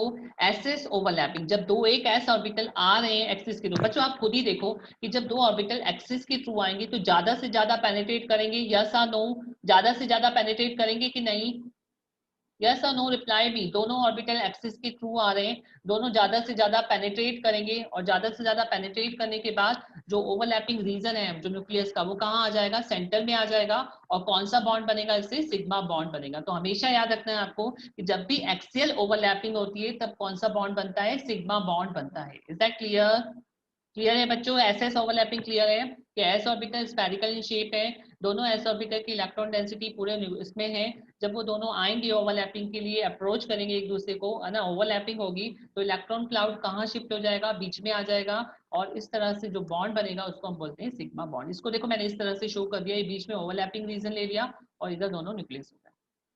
ठीक है, चलिए नेक्स्ट हम देखते हैं एसपी ओवरलैपिंग। बच्चों अब एसपी ओवरलैपिंग देखो, एक एस है आपका और एक पी है। मैं ये बता रहा हूँ बच्चों, ये चीज याद रखना, मैं ये बता रहा हूँ कि किस किस ओवरलैपिंग से सिग्मा बॉन्ड बनेगा, तो आपको ये ध्यान रखना पड़ेगा, आगे क्वेश्चंस में काम आएगा ये। तो पहला एसएस ओवरलैपिंग, जब एसएस ओवरलैपिंग होगी तो कौन सा बनेगा, सिग्मा बॉन्ड। अब आते हैं हम sp ओवरलैपिंग पे, ठीक है, ये s ऑर्बिटल हो गया, ये आपका p ऑर्बिटल हो गया। p ऑर्बिटल आप कौन सा भी ले सकते हो, px py pz, लेकिन क्या होना चाहिए, वो एक्सिस पे उसकी लूप्स को लाई करना चाहिए, ठीक है। तो जब ये आएंगे ओवरलैपिंग के लिए, तो देखो इनके बीच में जब ओवरलैपिंग होगी बच्चों, तो कैसी ओवरलैपिंग होगी, ये s है, ये s है आपका, और ये p है, दोनों आएंगे तो यहाँ पर ओवरलैपिंग होगी इस टाइप से, देखो। तो ये जो रीजन है, ये रीजन कौन सा होगा, ओवरलैपिंग रीजन होगा, ये वाला, है ना, ये रीजन आपका ओवरलैपिंग रीजन होगा, ठीक है। और फाइनली हम इसको कैसे ड्रॉ कर सकते हैं, कैसे बन जाएगा वो, कि इलेक्ट्रॉन डेंसिटी जो है वो वापस से कहाँ आ जाएगी, बीच में आ जाएगी, है ना। तो दिख रहा है आपको फिगर में कि इलेक्ट्रॉन डेंसिटी कहाँ आ जाएगी, बीच में आ जाएगी, और इधर की लूप्स जो है वो छोटी हो जाएगी। तो यहाँ पे मैक्सिमम इलेक्ट्रॉन क्लाउड जो है वो दोनों न्यूक्लियस के सेंटर में आ जाता है, और कौन सा बॉन्ड बनता है, सिग्मा बॉन्ड बनता है। इज दैट क्लियर बच्चों। तो याद रखना, जब भी एसएस ओवरलैपिंग या एसपी ओवरलैपिंग होती है तो इलेक्ट्रॉन क्लाउड वैभव एसपी ऑर्बिटल में आप px लोगे तो आईएनए आपकी x लेना पड़ेगी। अभी आगे चल के आपको क्लियर हो जाएगा आईएनए, अभी यहाँ पर आईएनए नहीं, मैं आपको सिंपल सी ओवरलैपिंग बता रहा हूँ। आईएनए वैभव आगे चल के क्लियर होगा, इसका एक क्वेश्चन भी डाला है मैंने आईएनए का। अभी यहाँ पे सिर्फ ये देखो, p में कौन सा भी हो सकता है, वो px py pz कोई सा भी हो सकता है जिसकी लूप एक्सिस के अलोंग लाई करेगी। तो हम देखेंगे इंटरन्यूक्लियर एक्सिस कौन सी p है, तो यहाँ पे अभी सिर्फ आप p से समझो उसको, ठीक है। तो बच्चों ये चीज याद रखना, दो पॉइंट आपको याद रखना है कि जब भी एक्सियल ओवरलैपिंग होगी तो इलेक्ट्रॉन डेंसिटी कहाँ शिफ्ट हो जाएगी, सेंटर में आ जाएगी दोनों न्यूक्लियस के, और जो बॉन्ड बनेगा दैट इज सिग्मा बॉन्ड, ठीक है। कौन सा बॉन्ड होगा, वो सिग्मा बॉन्ड होगा। क्लियर है आपको, एसपी ओवरलैपिंग क्लियर है बच्चों। तो एसएस से सिग्मा बॉन्ड बनेगा, एसपी से सिग्मा बॉन्ड बनेगा, और उसके बाद एक और है पीपी ओवरलैपिंग, इससे भी सिग्मा बॉन्ड बनेगा। आप दोनों पीएक्स ले लो, है ना, तो भी या दोनों पी वाई ले लो या दोनों पी जेड ले लो, तो पीपी ओवरलैपिंग जब होगी तब भी सिग्मा बॉन्ड बनेगा। तो ये तीन केसेस होते हैं, एसएस एसपी एंड पीपी। इन तीनों केस में कौन सा बॉन्ड बनता है, सिग्मा बॉन्ड बनता है। देखो बच्चों, पीपी ओवरलैपिंग होगी तो यहाँ पे अभी न्यूक्लियस कहाँ है, यहाँ पर है और यहाँ पर है, अभी इलेक्ट्रॉन डेंसिटी पूरी लूप्स के अंदर है, यस नो, यहाँ पर इलेक्ट्रॉन डेंसिटी कहाँ है, पूरी लूप्स के अंदर है। लेकिन जब इनकी ओवरलैपिंग होगी तो ये देखो, ये इसका सेंटर हो जाएगा, है ना। मैं पेन की वो चेंज कर देता हूँ कलर, इन कलर। चलिए देखिए बच्चों, यहाँ पे क्या होगा, देखो ये आपका न्यूक्लियस, ये इसका न्यूक्लियस, अब वापस इलेक्ट्रॉन डेंसिटी कहाँ आ गई, दोनों के बीच में आ गई है ना। यहाँ पर क्या था, पूरी लूप्स में थी इलेक्ट्रॉन डेंसिटी, यहाँ पर भी पूरी लूप्स में थी, लेकिन जब इनके बीच में ओवरलैपिंग हुई तो इलेक्ट्रॉन डेंसिटी कहाँ आ गई, बीच में आ गई, और इस तरह से कौन सा बॉन्ड बनेगा, ये maximum overlapping, maximum electron density वाला रीजन होगा, और कौन सा बॉन्ड बन जाएगा, सिग्मा बॉन्ड बन जाएगा। इज दैट क्लियर बच्चों। क्लियर है, एक्सियल। अब यहाँ पे देखो, आप तीनों केस में कौन सी ओवरलैपिंग हो रही थी, एक्सियल ओवरलैपिंग। तो आपकी एक्सियल ओवरलैपिंग कब कब होगी, एसएस ऑर्बिटल होंगे, एसपी होंगे या पीपी होंगे, तो इन तीनों केस में कौन सा बॉन्ड बनेगा, सिग्मा बॉन्ड बनेगा, और जो पेनिट्रेशन है वो ज्यादा होगा और सिग्मा बॉन्ड जो है वो फॉर्म होगा। क्लियर है बच्चों कि when the orbitals overlap along their axis, then कौन सा होता है, एक्सियल ओवरलैपिंग, कौन सा बॉन्ड बनता है, सिग्मा बॉन्ड। इलेक्ट्रॉन डेंसिटी कहाँ शिफ्ट हो जाती है, दोनों न्यूक्लियस के बीच में आ जाती है, सेंटर में, है ना। यहाँ पर देखो, यहाँ पर इलेक्ट्रॉन डेंसिटी क्या थी, इसके अंदर थी, इसके अंदर थी, लेकिन यहाँ पर सेंटर में आ गई। यहाँ पर इलेक्ट्रॉन डेंसिटी पूरे लूप में है, यहाँ पर पूरे इसमें है, लेकिन जब ओवरलैपिंग हो जाती है तो वो इलेक्ट्रॉन डेंसिटी कहाँ शिफ्ट हो जाती है, सेंटर में शिफ्ट हो जाती है, और कौन सा बॉन्ड फॉर्म होता है, सिग्मा बॉन्ड फॉर्म होता है। इज दैट क्लियर बच्चों। क्लियर है, यस नो रिप्लाई करो, फिर मैं सेकेंड टाइप पे आने वाला हूँ। यस बच्चों, क्लियर है, एसएस ओवरलैपिंग, एक्सियल ओवरलैपिंग। याद रखना, एक्सियल ओवरलैपिंग में ऑर्बिटल एक्सिस के थ्रू आएंगे और उनकी ओवरलैपिंग होगी, ओवरलैपिंग होने के बाद इलेक्ट्रॉन डेंसिटी सेंटर में शिफ्ट हो जाएगी, और कौन सा बॉन्ड बनेगा, सिग्मा बॉन्ड बनेगा। ये चीज, तीन पॉइंट आपको याद रखना है कि एक्सियल ओवरलैपिंग जब होती है तो ऑर्बिटल एक्सिस के अलोंग आते हैं, इलेक्ट्रॉन डेंसिटी कहाँ शिफ्ट हो जाती है, सेंटर में आ जाती है, और जो बॉन्ड बनता है वो कौन सा बॉन्ड होता है, सिग्मा बॉन्ड होता है, ठीक है। चलिए आगे बढ़े बच्चों। तो याद रखना, केसेस याद रखना, कौन कौन से केसेस में होती है, एसएस में सिग्मा बॉन्ड बनता है, एसपी में बनता है, और पीपी में बनता है सिग्मा बॉन्ड। चलिए अभी हम आते हैं पाई बॉन्ड। पाई बॉन्ड बनेगा जब साइड वाइज ओवरलैपिंग, देखो बच्चों आपके दोनों हैंड है, आप उसको साइड वाइज लाओ, दोनों को साइड वाइज या पैरेलल लाओ या परपेंडिकुलर लाओ, आप इंटरन्यूक्लियर एक्सिस के कहाँ लाओ, परपेंडिकुलर लाओ। तो इस टाइप की जो ओवरलैपिंग होती है उसको हम बोलते हैं साइडवेज, पैरेलल, लैटरल और परपेंडिकुलर ओवरलैपिंग, और उससे कौन सा बॉन्ड बनता है, पाई बॉन्ड बनता है। देखो वहां पे तो इंटरन्यूक्लियर एक्सिस के अलोंग आ रहे थे, यहाँ पर इंटर परपेंडिकुलर आएंगे, इंटर न्यूक्लियर एक्सिस के परपेंडिकुलर आएंगे इस टाइप से, तो जो बॉन्ड बनेगा वो कौन सा बॉन्ड होगा, पाई बॉन्ड होगा। इज दैट क्लियर कि when the two orbitals overlap with their axis parallel to each other, या तो वो पैरेलल है ईच अदर या फिर परपेंडिकुलर है किसके, आईएनए के इंटरन्यूक्लियर एक्सिस के परपेंडिकुलर है, तो जो बॉन्ड बनेगा that bond is called pi bond. और ये ओवरलैपिंग को क्या बोलेंगे हम, साइडवेज, या तो साइडवेज बोलते हैं साइड से आ रहे दोनों, या फिर कौन सी ओवरलैपिंग होगी, ये पैरेलल ओवरलैपिंग, या इसको लेटरल ओवरलैपिंग भी बोला जाता है, ठीक है। So when the two orbital overlap with their axis parallel to each other, है ना, and with their perpendicular to INA, तो दैट ओवरलैपिंग इज कॉल्ड, कौन सी ओवरलैपिंग बोलते हैं। इसमें एस नहीं आएगा वैभव, आपको क्लियर हो जाएगा, एस नहीं आएगा, बिल्कुल सही है वैभव, बिल्कुल अच्छी बात है, आपको समझ में आ गया मतलब। तो क्लियर है बच्चों, जब दो ऑर्बिटल पैरेलल आएंगे, साइडवाइज आएंगे और उनके बीच में ओवरलैपिंग होगी तो उस ओवरलैपिंग को हम साइडवेज बोलेंगे। और कौन सा बॉन्ड बनेगा, पाई बॉन्ड। बच्चों देखो मैंने आपको एक चीज बताई थी, सिग्मा बॉन्ड में इलेक्ट्रॉन डेंसिटी कहाँ शिफ्ट हो रही थी, दोनों न्यूक्लियस के सेंटर में आ रही थी, यस और नो। लेकिन जब पाई बॉन्ड बनेगा, देखो ऐसे साइडवाइज ओवरलैपिंग होगी, देखो यहाँ पर ये पीपी ओवरलैपिंग लिया है मैंने, तो जब पाई बॉन्ड बनेगा तो इलेक्ट्रॉन डेंसिटी जो होती है वो क्या हो जाती है, वो बट जाती है, ऊपर और नीचे इलेक्ट्रॉन क्लाउड क्या हो जाता है, बट जाता है। यहाँ पर सेंटर में नहीं होगा, यहाँ पे देखो ये दोनों न्यूक्लियस के सेंटर में तो इलेक्ट्रॉन डेंसिटी क्या होगी, जीरो होगी, है ना। तो दोनों न्यूक्लियस के सेंटर में तो इलेक्ट्रॉन डेंसिटी जीरो है, लेकिन वो इलेक्ट्रॉन क्लाउड क्या होता है, बट जाता है ऊपर नीचे। तो इसका शेप देखो कैसा दिख रहा है, पाई की तरह दिख रहा है ना, मैथ्स में आप पढ़ते हो ना, पाई पाई की तरह शेप दिख रहा है। तो इस वजह से कौन सा बॉन्ड बनता है, ये पाई बॉन्ड बनता है इसके अंदर। इज दैट क्लियर बच्चों कि जब दो ऑर्बिटल्स ओवरलैप करेंगे, उनकी एक्सिस साइडवेज होगी या परपेंडिकुलर होगी, है ना, तो उनसे कौन सा बॉन्ड बनेगा, पाई बॉन्ड बनेगा। और ये ओवरलैपिंग को हम क्या बोलते हैं, साइडवेज पैरेलल लेटरल ओवरलैपिंग बोलते हैं। अभी बताऊंगा पाथ, अभी मैं सब चीज बताने वाला हूँ, दोनों को कंपेयर करने वाला हूँ, न्यूमेरिकल करवाने वाला हूँ, क्वेश्चन करवाने वाला हूँ। आप थोड़ा सा वेट करोगे पाथ, यस थोड़ा सा वेट करना पड़ेगा पाथ। अभी मैं बताऊंगा आपको, बहुत सारे पॉइंट है, अभी बताना है मुझे कि कौन सा बॉन्ड स्ट्रॉन्ग होगा, वो सब बताऊंगा आपको, थोड़ा सा वेट करिए आप, ठीक है। अभी पहले समझो तो सही ओवरलैपिंग को। बच्चों क्लियर है आपको कि जब दो ऑर्बिटल्स, नहीं वेदांत ब्रेक नहीं मिलेगा, ज्यादा नहीं, बीच में ब्रेक दूंगा गड़बड़ हो जाएगा, ब्रेक नहीं मिलेगा, आप कंटिन्यू करो। देखो दो ऑर्बिटल साइड से आ रहे हैं बच्चों, आप खुद ही अंदाजा लगा लो, जब एक्सिस के थ्रू आते हैं तो ओवरलैपिंग ज्यादा होगी, पेनिट्रेशन ज्यादा होगा, लेकिन जब साइड से आएंगे तो क्या होगा, ओवरलैपिंग क्या होती है, कम होती है ना। और दोनों इलेक्ट्रॉन क्लाउड ब्रेक हो जाते हैं, अलग अलग हो गए, और सेंटर के बीच में इलेक्ट्रॉन डेंसिटी नहीं होती, इलेक्ट्रॉन क्लाउड सेंटर के बीच में नहीं होता है। तो इस टाइप से जो बॉन्ड बनता है उसको हम बोलते हैं पाई बॉन्ड। और मैंने आपको पीपी साइडवेज ओवरलैपिंग बता रखी है यहाँ पर, देखिए। तो इज दैट क्लियर, आपको दोनों टाइप की ओवरलैपिंग क्लियर है बच्चों। एसएस ओवरलैपिंग जिसमें सिग्मा बॉन्ड बनता है, पीपी ओवरलैपिंग जिसमें कौन सा होता है, पाई बॉन्ड बनता है। इज दैट क्लियर बच्चों, क्लियर है। अभी मैं स्ट्रेंथ की बात कुछ नहीं करूंगा बच्चों, मैं स्ट्रेंथ आपको बाद में समझाऊंगा, इस पहले आपको ये क्लियर होना चाहिए ओवरलैपिंग, फिर मैं स्ट्रेंथ पे आऊंगा। जो पाथ आप कह रहे थे ना, स्ट्रेंथ में बाद में बताऊंगा, और उसी पे क्वेश्चन आता है, ठीक है। आप पहले सिर्फ ओवरलैपिंग को समझो कि क्या हो रहा है, कि जब दो ऑर्बिटल एक्सिस के अलोंग आएंगे, इंटरन्यूक्लियर एक्सिस, तो उनके बीच में जो ओवरलैपिंग होगी उससे उनकी इलेक्ट्रॉन डेंसिटी सेंटर में आ जाएगा, और जो बॉन्ड बनेगा वो सिग्मा बॉन्ड होगा। और जब साइड वाइज ओवरलैपिंग होगी या पैरेलल ओवरलैपिंग होगी तो उससे कौन सा बॉन्ड बनेगा, पाई बॉन्ड। और इलेक्ट्रॉन डेंसिटी जो है वो ऊपर नीचे हो जाएगी, यहाँ पर बढ़ जाएगी, सेंटर में नहीं होगी, यहाँ पे दोनों न्यूक्लियस के सेंटर में इलेक्ट्रॉन डेंसिटी नहीं है। चलिए अभी बच्चों एक क्वेश्चन करवाता हूँ, आपको कितना समझ में आया मुझे पता चल जाएगा इस क्वेश्चन से, है ना। आपको आइडेंटिफाई करना है बच्चों, सुनो इधर, identify which of the following combination will result which type of bond form. आपको कॉम्बिनेशन देखना है और आपको बताना है कौन से टाइप का बॉन्ड बन रहा है, सिग्मा बन रहा है, पाई बन रहा है, या नहीं नहीं भी बन रहा है ना। सिग्मा बन रहा है, पाई बन रहा है, या फिर बन ही नहीं रहा है बॉन्ड, है ना। तो आप ऑर्बिटल देखो और उसकी आईएनए देखो और उसके बाद बताओ। बच्चों आपको ये लर्न करने की जरूरत बिल्कुल नहीं है, आपको क्या करना है, उसको बना के देखना है, बना के देखने में आपको इंस्टेंटली आंसर मिल जाएगा। तो एक बात याद रखना बच्चों, लर्न नहीं करना है कुछ भी चीज, ठीक है, समझना है। तो पहला मैं आपसे पूछता हूँ बच्चों, ऑर्बिटल आपका एस है और पी एक्स है और आईएनए आपकी एक्स है, कौन सा बॉन्ड बनेगा बच्चों।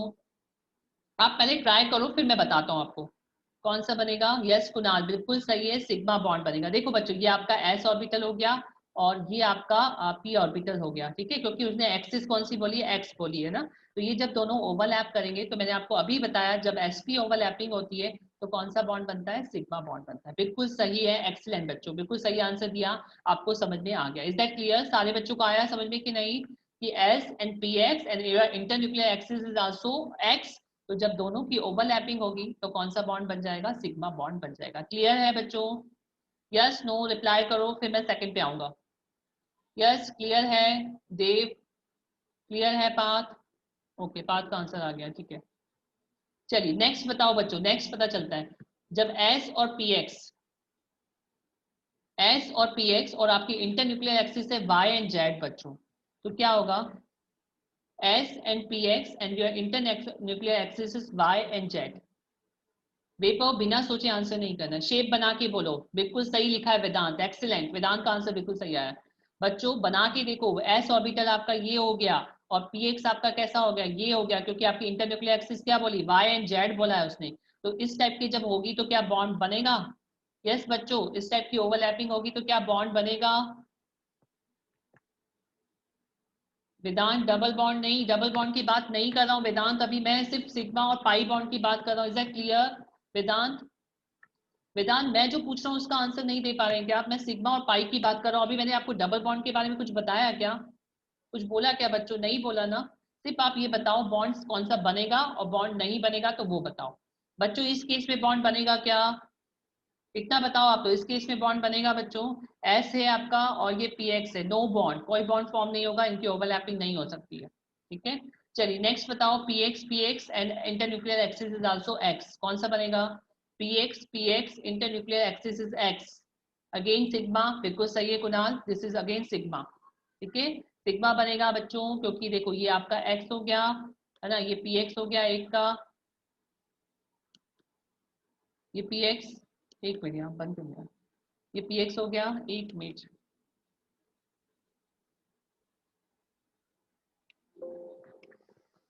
जस्ट 1 मिनट,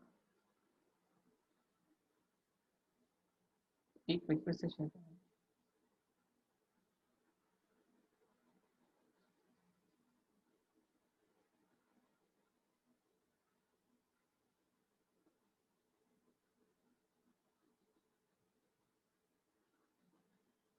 यस बच्चों कौन सा बनेगा इसमें? एक मिनट,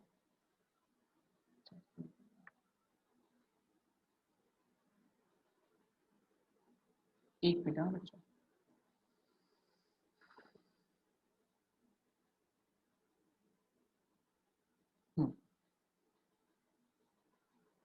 यस बच्चों थर्ड वाले में कौन सा बनेगा? सिग्मा बॉन्ड बनेगा वापस से।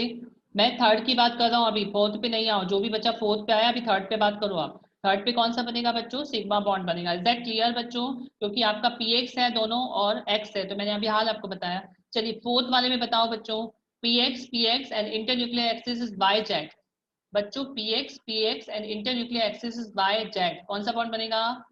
यस बिल्कुल सही है देव, पाई बॉन्ड बनेगा, बिल्कुल सही बताया बिल्कुल। आपका पी एक्स और इंटरन्यूक्लियर एक्सिस दोनों सेम है बच्चों, पी एक्स है और इंटरन्यूक्लियर एक्सिस क्या है? वाई जेड है। जिन बच्चों को नहीं आया उनको एक बार फिर से बता देता हूँ मैं बना के, है ना। देखो इस टाइप का है, दोनों पी एक्स है और इंटरन्यूक्लियर एक्सिस या तो वाई ले लो या फिर जेड ले लो। तो जब इस टाइप की ओवरलैपिंग होती है तो कौन सा बॉन्ड बनता है बच्चों? पाई बॉन्ड बनता है, बिल्कुल सही बोला है। चलिए इसमें बताइए बच्चों, पी जेड एंड वाई बनेगा क्या? P Z and Y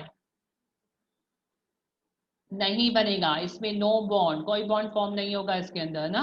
px आपका पीएक्स बना लो, आपकी इंटरन्यूक्लियर एक्सिस कैसी है? वाई है। देखो आपका पीएक्स तो ऐसा बन जाएगा इंटरन्यूक्लियर एक्सिस के हिसाब से वाई, ये आपका पीएक्स हो गया।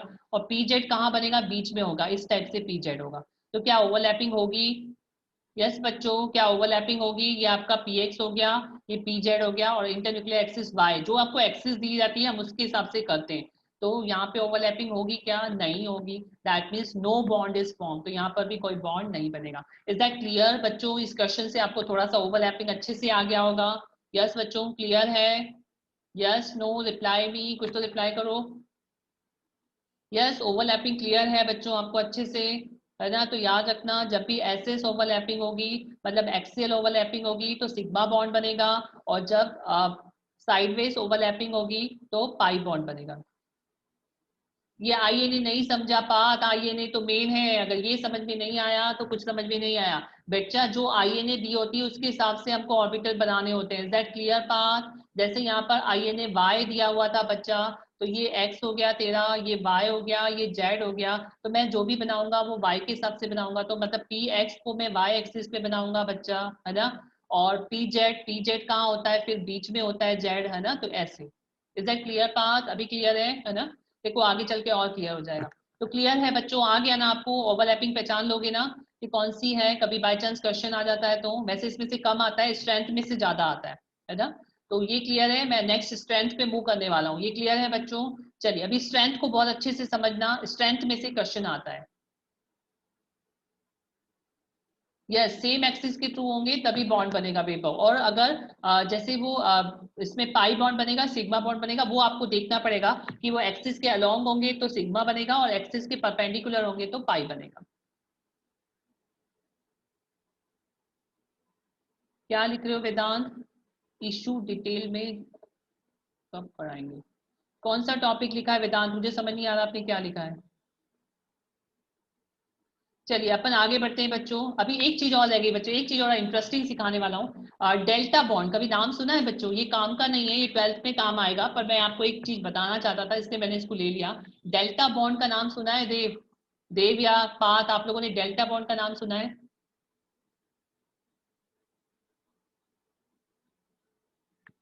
वेदांत क्या चीज कह रहे हो, किसे डिटेल में कह रहे हो बेटा? वेदांत मुझे नहीं समझ में आ रहा आप क्वेश्चन क्या लिख रहे हो, और टाइम जा रहा है, जल्दी से आपको जो पूछना है मुझे व्हाट्सएप पे पूछना आप। डेल्टा नाम सुना है? नहीं सुना है तो बच्चों मैं बताता हूँ, ये 12th पे काम आएगा, अभी अपने काम का नहीं है ये, अभी अपने काम का नहीं है। अभी आपको डेल्टा बॉन्ड बनाना है, जैसे सिग्मा हो गया, पाई हो गया, तो एक और होता है डेल्टा बॉन्ड। तो ये डेल्टा बॉन्ड किसके बीच में बनता है सिर्फ इतना बता देता हूँ आपको, ये डी ऑर्बिटल्स में बनता है और इसके लिए 4 लूप्स चाहिए होती है। कितनी लूप्स चाहिए होती है बच्चों? 4। और आपको सबको पता है डी ऑर्बिटल्स में 4 लूप होती है ना, मैंने अभी शेप बताए थे आपको। यस बच्चों, शेप बताए थे, 4 लूप हैं इसके पास, डी ऑर्बिटल में 4 लूप्स हैं कि नहीं है? है ना? तो जहां भी 4 लूप्स होती है वहां पे डेल्टा बॉन्ड बनता है। कैसे बनता है वो बताता हूँ आपको थोड़ा सा, कि delta bond is a special type of bond and it is form lateral overlapping. Lateral का मतलब कौन सी? साइड वाइज ओवरलैपिंग से बनता है। कौन सी ओवरलैपिंग से बच्चों? साइड वाइज ओवरलैपिंग से बनता है, जिसमें 4 loops of d orbitals are overlap laterally with each other और similar d ऑर्बिटल्स। मतलब अगर आपने dxy लिया है तो दूसरा भी आपको क्या लेना पड़ेगा? dxy। या आपने dzx लिया है तो दूसरा भी dzx लेना पड़ेगा।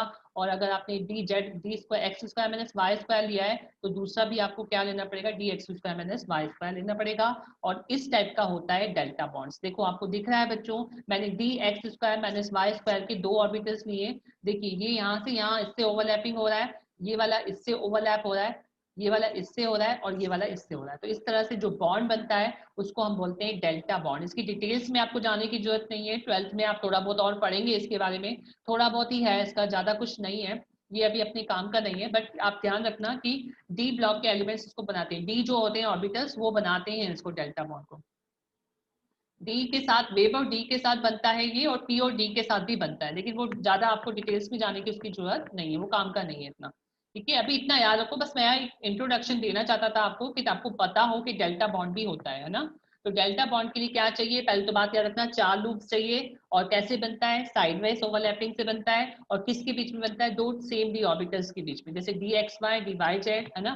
D x y d y z d z x, या d x square minus y square d है, या साइडवेज। बिल्कुल सही है अभिषेक, साइडवेज। लेटरल ओवरलैपिंग मतलब साइडवेज। ठीक है, इज दैट क्लियर? पांच वीडियो देख लेना, रिकॉर्डेड वीडियो, अभी टाइम नहीं है बेटा। चल इतना सा बता रहा हूँ, एक बार और सुन ले, चल बता देता हूँ कि साइडवेज ओवरलैपिंग से बनेगा, 4 लूप्स चाहिए, और 4 लूप्स किस में होती है? डी ऑर्बिटल्स में होती है। तो ये साइडवेज ओवरलैपिंग से बनता है डेल्टा बॉन्ड। और इसके लिए 2 सेम होने चाहिए, जैसे d x y d z x d x square minus y square d x square minus y square. ठीक है, तो यहाँ पर दिया हुआ है, देखो आप, d x square minus y square d x square minus y square. ठीक है, चलिए आगे बढ़ते हैं बच्चों, अभी हम मेन आने वाले हैं हमारे टॉपिक पे। और यही आपसे पूछा जाएगा, comparison of strength of overlapping. यहीं से आपको क्वेश्चन आएगा बच्चों, और यहीं से आपको समझना है। देखिए मैं कंपैरिजन कर रहा हूँ स्ट्रेंथ ऑफ ओवरलैपिंग, मैं पहले सिग्मा और पाई को कंपेयर करूंगा, दोनों बॉन्ड को, सिग्मा बॉन्ड को एंड पाई बॉन्ड को। बच्चों उससे पहले मैं एक चीज आपसे पूछना चाहता हूँ, आपके हिसाब से सिग्मा एंड पाई में से कौन सा बॉन्ड की स्ट्रेंथ ज्यादा होगी? यस बच्चों, आपने ओवरलैपिंग देखा है, ओवरलैपिंग के हिसाब से आप बताओ मुझे कि सबसे ज्यादा स्ट्रेंथ किस बॉन्ड की ज्यादा होगी। और अगर रीजन बता दोगे तो बहुत अच्छी बात है वेदांत। यस बच्चों, कौन सी होगी? एक्सियल ओवरलैपिंग ज्यादा होती है या साइडवेज ओवरलैपिंग ज्यादा होगी? मेरे क्वेश्चन का आंसर दो, एक्सियल ओवरलैपिंग ज्यादा होती है या साइडवेज ओवरलैपिंग। आपको स्ट्रक्चर से देख के लग रहा होगा यहाँ पर एक्सियल ओवरलैपिंग है, यहाँ पर इलेक्ट्रॉन क्लाउड सेंटर में है, मैक्सिमम इलेक्ट्रॉन डेंसिटी है, जबकि साइडवेज ओवरलैपिंग में क्या हो रहा है, आपकी इलेक्ट्रॉन डेंसिटी जो है वो डिवाइड हो रही है ना।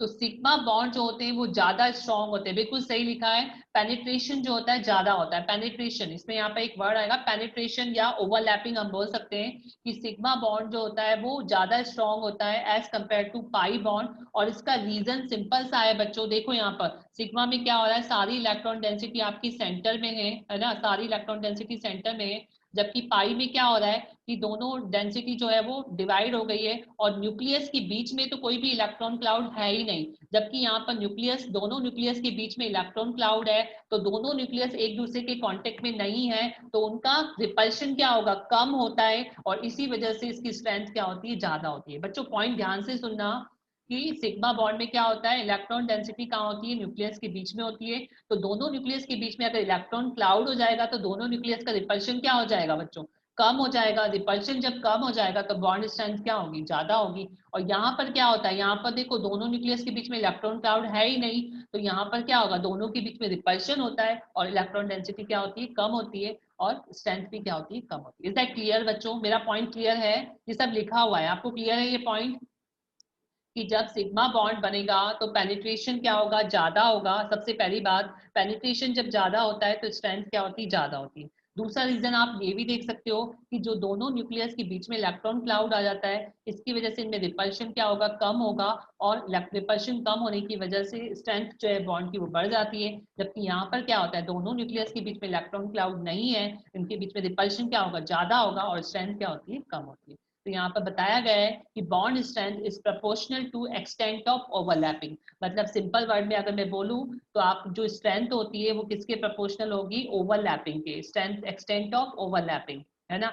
और एक्सटेंट ऑफ ओवरलैपिंग किसमें ज्यादा होता है बच्चों, एक्सटेंट ऑफ ओवरलैपिंग किसमें ज्यादा होती है, सिग्मा में ज्यादा होती है या पाई में ज्यादा होती है, सिग्मा में, है ना। तो कौन सा बॉन्ड स्ट्रॉन्ग होगा बच्चों, सिग्मा बॉन्ड। तो extent of overlapping is less in pi bond, pi bond में कम होती है और सिग्मा बॉन्ड में ज्यादा होती है। इसी वजह से सिग्मा बॉन्ड जो होता है वो स्ट्रॉन्गर होता है as compare to pi bond. Pi bond के कंपेयर में सिग्मा बॉन्ड जो है वो ज्यादा स्ट्रॉन्गर होता है। दूसरा रीजन आप ये ले सकते हैं जो आपको मैंने बताया है, दूसरा रीजन कि दोनों न्यूक्लियस के बीच में यहाँ पर इलेक्ट्रॉन क्लाउड है, तो इन दोनों न्यूक्लियस के बीच में रिपल्शन क्या होगा, कम होगा, रिपल्शन कम होगा मतलब बॉन्ड की स्ट्रेंथ क्या होगी, ज्यादा होगी। और यहाँ पर देखो दोनों न्यूक्लियस के बीच में इलेक्ट्रॉन क्लाउड है ही नहीं, तो दोनों के बीच में रिपल्शन होगा और जो स्ट्रेंथ है वो क्या हो जाएगी, कम हो जाएगी। तो यहाँ पे वो रीजन भी लिखा हुआ है मैंने कि the distance between the nuclei more in pi and no electron cloud between the nuclei, so more repulsion and less will be the strength. Is that clear बच्चों, आपको दोनों रीजन क्लियर है। एक्सटेंट नहीं पता, एक्सटेंट का मतलब वो कितना ओवरलैप कर रहे हैं, यश एक्सटेंट का मतलब कितना ओवरलैप कर रहे हैं, एक्सटेंट का मीनिंग जो होता है, ठीक है, एक्सटेंट ऑफ ओवरलैपिंग, कितना वो आपस में मिक्स हो रहे हैं, ठीक है, एक्सटेंट का मीनिंग। तो क्लियर है बच्चों, आपको दोनों रीजन क्लियर है कि सिग्मा बॉन्ड्स आर स्ट्रॉन्गर क्यों होते हैं, क्योंकि उनकी स्ट्रेंथ जो है एक्सटेंट ऑफ ओवरलैपिंग ज्यादा है, इसी वजह से उनकी स्ट्रेंथ क्या होती है, ज्यादा होती है। और सेकंड थिंग हम ये भी बता सकते हैं कि दोनों न्यूक्लियस के बीच में इलेक्ट्रॉन क्लाउड नहीं होता है पाई में, इस वजह से रिपल्शन ज्यादा होता है और स्ट्रेंथ क्या हो जाती है, कम हो जाती है। जबकि सिग्मा के केस में क्या है, दोनों न्यूक्लियस के बीच में क्या है, इलेक्ट्रॉन क्लाउड है। अगर आप दोनों, मान लो आप एक एक व्यक्ति इधर खड़ा है, एक व्यक्ति इधर खड़ा है, अगर बीच में कोई चीज है, कोई ऑपेक चीज है, तो क्या वो दोनों एक दूसरे के कांटेक्ट में आएंगे, रिपल्शन कम होगा ना। तो ऐसे ही इस केस में क्या होता है, रिपल्शन कम होता है तो इसकी स्ट्रेंथ क्या होती है, ज्यादा होती है। यहाँ तक क्लियर है, यस बच्चों क्लियर कि sigma bonds are more stronger than pi bond and the reason is what कि strength is proportional to extent of overlapping and extent of overlapping is more in sigma bond as compared to pi bond. Second thing आप ये भी बता सकते हो कि दोनों nucleus के बीच में इलेक्ट्रॉन क्लाउड नहीं होता है पाई बॉन्ड में, तो इसकी वजह से रिपल्शन क्या होता है, ज्यादा होता है और स्ट्रेंथ क्या हो जाती है, कम हो जाती है। क्लियर है, मैं फिर कुछ क्वेश्चंस करवाने वाला हूँ, क्लियर है बच्चों, यस नो रिप्लाई तो करो, यस अभिषेक क्लियर है। चलिए आगे बढ़ते हैं बच्चों। अभी देखो बच्चों, जैसे कोई भी आपने मल्टीपल बॉन्ड देखा है ना, मल्टीपल बॉन्ड की अगर मैं बात करूं, वेदांत सिर्फ मेरे को 10 मिनट चाहिए, 10 मिनट के बाद ओवर हो जाएगा, आप बार बार ब्रेक का मत बोलो, सिर्फ 10 मिनट बचे, मैं आपको ज्यादा लेने वाला भी नहीं हूँ ना। देखिए बच्चों, जब डबल बॉन्ड होता है तो एक सिग्मा होता है, एक पाई होता है, सिर्फ इतनी सी बात है, ये बताना चाह रहा हूँ मैं आपको। और अगर एक ट्रिपल बॉन्ड होता है तो एक सिग्मा होता है और दो पाई होते हैं। तो जब भी बॉन्ड बनता है ना बच्चों, तो पहले सिग्मा बॉन्ड बनता है, बाद में पाई बॉन्ड बनता है। ये एक पॉइंट याद रखना कि जब भी बॉन्ड बनेगा पहले सिग्मा बॉन्ड बनेगा फिर पाई बॉन्ड बनेगा, है ना। तो अगर डबल बॉन्ड है तो एक सिग्मा और एक पाई है, तो पहले सिग्मा बनेगा फिर पाई बनेगा। और अगर ट्रिपल बॉन्ड है तो एक सिग्मा होता है और उसके अंदर कितने पाई होते हैं, दो पाई होते हैं। ठीक है, अभी मैं कंपेयर कर रहा हूँ बच्चों, यहाँ से ध्यान से समझना। अभी मैं कंपेयर कर रहा हूँ डिफरेंट सिग्मा बॉन्ड, हम अलग अलग सिग्मा बॉन्ड को कंपेयर करें। आपको इस टाइप का क्वेश्चन आता है कि for orbitals of different shells, अलग अलग शेल्स के ऑर्बिटल है, मान लो 1s है, 2s है और 3s है और 2p 3p 4p है, और आपसे पूछा है कि सबसे ज्यादा स्ट्रेंथ किसकी होगी। तो बच्चों बता सकते हो क्या? देखिए मैं आपको समझाऊंगा, आपको समझ में आ जाएगा इससे कि आपको क्या करना है। For orbitals of different shells की सिग्मा बॉन्ड की स्ट्रेंथ को हम कंपेयर कर रहे हैं ना। तो यहाँ पे 1s अलग शेल हो गया, 2s अलग है और 3s अलग शेल। तो मैंने आपको एक चीज बताई थी बच्चों, मैंने आपको बताया था कि 1s का साइज जो होगा वो क्या होता है, 2s के साइज से क्या होगा, कम होगा। तो यहाँ पर देखो बच्चों, ये 1s का ओवरलैपिंग है ना। यहाँ पे 1s की ओवरलैपिंग देखो, तो 1s की ओवरलैपिंग और न्यूक्लियस उसके बीच की डिस्टेंस को मैंने यहाँ पे A1 मान लिया, यहाँ पर A2 माना और यहाँ पे A3 माना। तो जैसे जैसे डिस्टेंस बढ़ती जाएगी बच्चों, एक्सटेंट ऑफ ओवरलैपिंग क्या होता जाएगा, कम होता जाएगा। इज दैट क्लियर बच्चों, आपको क्लियर है? ये 1s बनाया मैंने, देखो ये 1s बनाया मैंने, है ना, और ये 2s है और ये 3s है। ठीक है, तो इनकी ओवरलैपिंग होगी बच्चों। तो यहाँ पे न्यूक्लियस की डिस्टेंस देखो, यहाँ पर न्यूक्लियस से ओवरलैपिंग की डिस्टेंस देखो और यहाँ से न्यूक्लियस से ओवरलैपिंग की डिस्टेंस देखो। तो यहाँ पर क्या हो रहा है, देखो बच्चों, डिस्टेंस क्या होती जाती है, बढ़ती जाती है, साइज क्या हो रही है, बढ़ती जा रही है। तो इस वजह से एक्सटेंट ऑफ ओवरलैपिंग क्या होता जाता है, कम होता जाता है ना। तो याद रखना, जैसे जैसे साइज बढ़ेगा एक्सटेंट ऑफ ओवरलैपिंग डिक्रीज हो जाता है, और ये इनवर्सली प्रोपोर्शनल होता है। मतलब extent of overlapping is inversely proportional to size of orbitals, या फिर हम बोल सकते हैं number of shells, size of orbitals, और we can see that number of shells. तो बताओ बच्चों, इसमें से सबसे ज्यादा किसमें होगी, सिग्मा बॉन्ड की स्ट्रेंथ सबसे ज्यादा किसमें होगी बच्चों, किसमें होगी, 1s में सबसे ज्यादा, फिर उसके बाद 2s में उससे कम, और 3s में क्या होगी, सबसे कम होगी। Is that clear? ये पॉइंट क्लियर है बच्चों? ये पॉइंट क्लियर है या नहीं है? यस बच्चों, नहीं तो फिर आगे चल के क्वेश्चंस नहीं होगा आपसे, अगर कभी क्वेश्चंस आते हैं तो नहीं होगा। इज दैट क्लियर कि जैसे जैसे साइज बढ़ता जा रहा है, ओवरलैपिंग, एक्सटेंट ऑफ ओवरलैपिंग क्या होता जाता है, कम होता जाता है। एक्सटेंट ऑफ ओवरलैपिंग जब कम होता जाएगा तो स्ट्रेंथ भी क्या होती जाएगी, कम होती जाएगी। Is that clear? क्योंकि स्ट्रेंथ किसके प्रोपोर्शनल है, एक्सटेंट ऑफ ओवरलैपिंग। हमने अभी हाल देखा कि सिग्मा बॉन्ड की स्ट्रेंथ किसके प्रोपोर्शनल है, एक्सटेंट ऑफ ओवरलैपिंग के। तो जैसे जैसे साइज बढ़ता जाएगा बच्चों, एक्सटेंट ऑफ ओवरलैपिंग क्या होता जाएगा, कम होता जाएगा।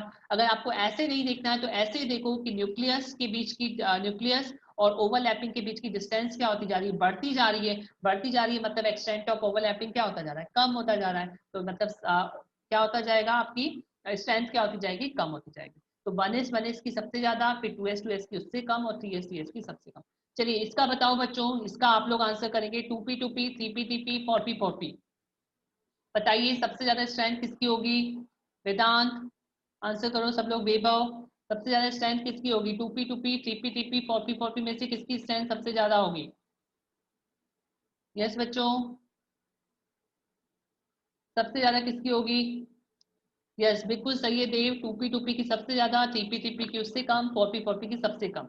तो ये क्लियर है बच्चों आपको। ऑर्बिटल्स ऑफ डिफरेंट शेल की बात करिए मैंने, अभी आगे चेंज करूंगा ना। Orbitals of different shell clear है? अगर आपको 1s 2s 3s 3s ऐसे दिया है कंपेयर करने के लिए, सेम सेम दिए हुए हैं आपको, शेल अलग अलग है, तो आप क्या करेंगे, 1s का ज्यादा, 2s का उससे कम, 3s का। और ऐसा क्यों है, उसका रीजन मैंने आपको बता दिया कि एक्सटेंट ऑफ ओवरलैपिंग जो होते हैं इनवर्सली प्रोपोर्शनल होता है साइज ऑफ ऑर्बिटल। तो जैसे जैसे ऑर्बिटल का साइज, एनर्जी की हम बात नहीं करेंगे बच्चा, वैभव एनर्जी की बात नहीं हो रही है यहाँ पर, हम ओवरलैपिंग की बात कर रहे हैं। जब मैं आपको पढ़ाऊंगा आगे तो एनर्जी की बात करूंगा। वैभव अभी जो मैं समझाता हूँ उतना समझो पहले, आप पहले।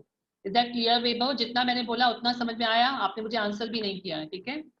तो बच्चों याद रखना, एक्सटेंट ऑफ ओवरलैपिंग क्या होता है, साइज के साथ साथ कम होता जाता है। ठीक है, तो ये याद रखना, नीचे मैंने लिखा है इट इज इनवर्सली प्रोपोर्शनल होता है। तो जैसे जैसे साइज बढ़ेगा एक्सटेंट ऑफ ओवरलैपिंग कम होता जाएगा। वेदांत थोड़ा सा वेट कर ले, मैं लेने वाला हूँ एस और पी भी लेने वाला हूँ, वेट तो करो आप थोड़ा सा। आप बताओगे तब लूंगा क्या, मुझे सब पता है मुझे क्या लेना है वेदांत, ठीक है। तो बच्चों ये तो आपका क्या हो गया, डिफरेंट शेल हो गए जो सेम सेम थे एसएस। अभी हम कंपेयर करते हैं अलग अलग, या आप उससे पहले मुझे ये बता दो, जैसे हमने यहाँ पर अभी वो जो मैंने आपको करवाया है 1s 1s 2s 2s, है ना। अभी इसकी दोनों को बताओ बच्चों, देखो यहाँ पर ये सेम कराया हुआ है 1s 1s 1s 2s 1s 3s। इसमें बताओ बच्चों, इसके अंदर बताओ, ये मैं हटा देता हूँ साइन। इसमें बताइए बच्चों 1s 1s 1s 2s 1s 3s, इसमें बताओ इसमें क्या होगा। यस देव, इसमें क्या होगा वेदांत, अभी इसमें बता पहले।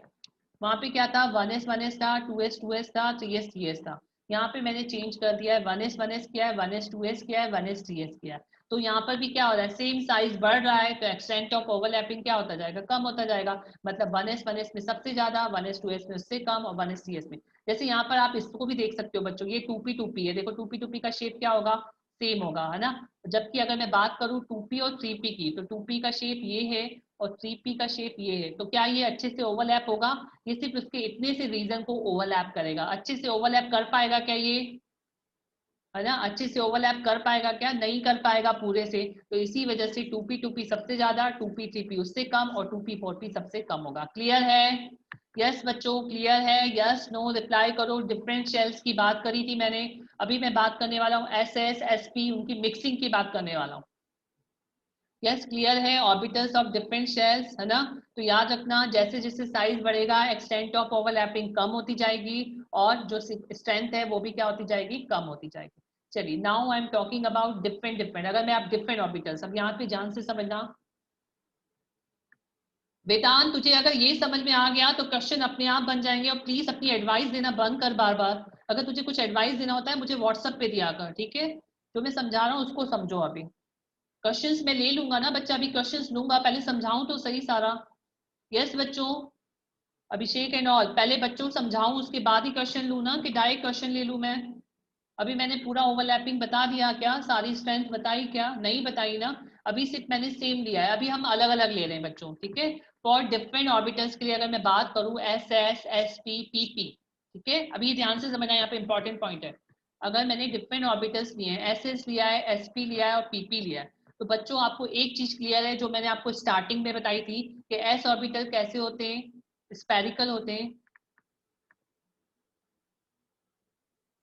वेदांत आपने बोला ना कि एडवांस के क्वेश्चंस लो, तो पहले मैं एक्सप्लेन तो करूं ओवरलैपिंग, फिर वेदांत क्वेश्चंस लूंगा। थोड़ा सा वेट कर बेटा, ठीक है। और अगर बुरा लगा हो तो सॉरी फॉर दैट। मैं ये बोल रहा हूँ आप थोड़ा सा वेट करो बच्चों, मैं बता दूं पहले, उसके बाद क्वेश्चंस लूंगा मैं। देखो बच्चों, एस एस एस पी और पीपी की अगर हम बात करेंगे, तो मैंने आपको स्टार्टिंग में बताया था कि एस ऑर्बिटल का शेप कैसा होता है, स्पेरिकल होता है।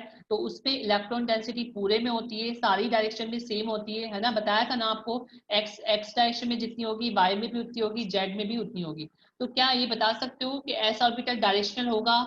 यस बच्चों, एस ऑर्बिटल डायरेक्शनल होगा क्या, नहीं होगा, है ना। एस ऑर्बिटल डायरेक्शनल नहीं होगा, लेस डायरेक्शनल होगा, क्योंकि सारी डायरेक्शन में इलेक्ट्रॉन डेंसिटी क्या है, सेम है ना। तो यहाँ पे एस ऑर्बिटल लेस डायरेक्शनल होता है। तो अगर मैं ओवरलैपिंग की बात करूं तो सब दूर ओवरलैपिंग अगर कितनी होगी, 33.3% ही होगी, क्योंकि एक डायरेक्शन में कितनी है ना, 1/3 है, दूसरी डायरेक्शन में भी 1/3, तीसरी डायरेक्शन में भी 1/3। तो मतलब जब हम ओवरलैपिंग करेंगे तो कितनी हो पाएगी, ओनली 33.3% ही हो पाएगी। लेकिन अगर मैं पी ऑर्बिटल की बात करूं बच्चों, ठीक है, पी ऑर्बिटल्स कैसे होते हैं, डायरेक्शनल होते हैं। मतलब जैसे अगर आपने पी एक्स बनाया, तो पी एक्स कहाँ होगा, पूरा एक्स एक्सिस पे होगा, यस या नो। उसकी 100% इलेक्ट्रॉन डेंसिटी कहाँ पे होगी, एक्स एक्सिस पे होगी या नहीं होगी। यस बच्चों, रिप्लाई मी, कि अगर मैंने px बनाया तो उसकी 100% इलेक्ट्रॉन डेंसिटी कहाँ होगी, उसकी एक्सिस पे लाई करेगी, यस या नो। तो ओवरलैपिंग भी क्या होगी, पूरी अच्छे से ओवरलैपिंग होगी। यहाँ पर एक्सटेंट ऑफ ओवरलैपिंग क्या होगा, ज्यादा होगा। तो जब ज्यादा होगा तो इसकी स्ट्रेंथ क्या होगी, ज्यादा होगी। तो मैंने यहाँ लिखा हुआ है कि एक्सिस जो है 100% इलेक्ट्रॉन डेंसिटी एक्सिस पे होगी। तो इस केस पे क्या होगा, ये मोर डायरेक्शनल इन नेचर होते हैं, और स्ट्रेंथ ऑफ ओवरलैपिंग क्या होगी, ज्यादा होगी। जब स्ट्रेंथ ऑफ ओवरलैपिंग ज्यादा होगी तो उसकी बॉन्ड स्ट्रेंथ भी क्या होगी, ज्यादा होगी। तो अगर मैं आपको इनको अरेंज करना है तो कैसे करोगे बच्चों, अगर इनको अरेंज करना है तो कैसे करोगे, सबसे ज्यादा किसकी होगी, पीपी की होगी, है ना। पीपी इज अ डायरेक्शनल, उसके बाद होगा एसपी, और सबसे लास्ट में होगा एसएस। इज दैट क्लियर, सबसे ज्यादा पीपी, फिर एसपी, फिर एसएस, क्योंकि एसएस ऑर्बिटल जो होता है लेस डायरेक्शनल होता है, सारी डायरेक्शन में इलेक्ट्रॉन डेंसिटी सेम होती है, तो जब भी ओवरलैपिंग होगी तो कितनी हो पाएगी, 33.3 हो पाएगी। जबकि पीपी क्या होता है, डायरेक्शनल इन नेचर होता है, उसकी इलेक्ट्रॉन डेंसिटी जैसे पीएक्स है तो पूरी 100% इलेक्ट्रॉन डेंसिटी कहाँ होगी, एक्स डायरेक्शन में होगी। जब एक्स डायरेक्शन में होगी तो ओवरलैपिंग भी क्या होगा, ज्यादा होगा। जब एक्सटेंट ऑफ ओवरलैपिंग ज्यादा होता है तो उसकी स्ट्रेंथ भी क्या होती है, ज्यादा होती है। वेदांत मैंने रिपीट कर दिया है, फिर से सुन लेगा कि एस ऑर्बिटल्स लेस डायरेक्शनल होते हैं, उनकी इलेक्ट्रॉन डेंसिटी 1/3 लाई करती है, तो 33% सी ओवरलैपिंग होगी।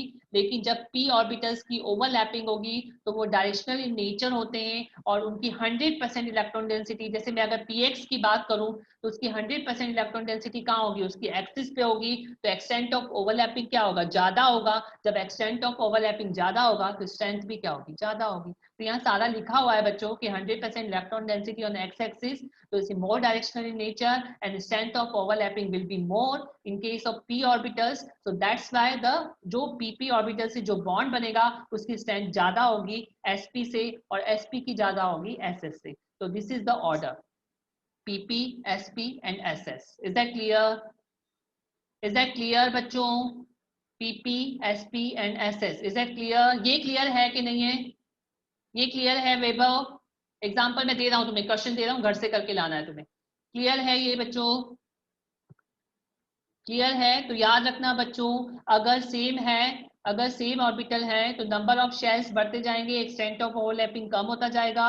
और अगर अलग अलग है तो डायरेक्शनल इन नेचर देखेंगे हम, जो जितना ज्यादा डायरेक्शनल इन नेचर होगा एक्सटेंट ऑफ ओवरलैपिंग उतनी ज्यादा होगी, है ना। तो यहाँ पे मैंने समराइज किया हुआ है बच्चों आपके लिए, एकदम समराइज करा है कि ऑल द सिग्मा बॉन्ड्स की स्ट्रेंथ पाई बॉन्ड से ज्यादा होती है। जितने भी सिग्मा बॉन्ड है सबकी स्ट्रेंथ पाई बॉन्ड से ज्यादा होती है। अगर डिफरेंट डिफरेंट शेल की अगर हम बात करेंगे तो उनकी जो स्ट्रेंथ होगी वो साइज ऑफ शेल के इनवर्सली होगी। जैसे जैसे साइज बढ़ेगा स्ट्रेंथ ऑफ ओवरलैपिंग क्या होता जाएगा, कम होता जाएगा, और बॉन्ड स्ट्रेंथ कम होती जाएगी। अगर अलग अलग है, सेम शेल है, जैसे कि मान लो पीपी है, एसपी है, एसएस है, तो उस केस में बॉन्ड लेंथ जो होती है proportional to the directional nature, and p orbitals are more directional in nature as compare to sp और SS.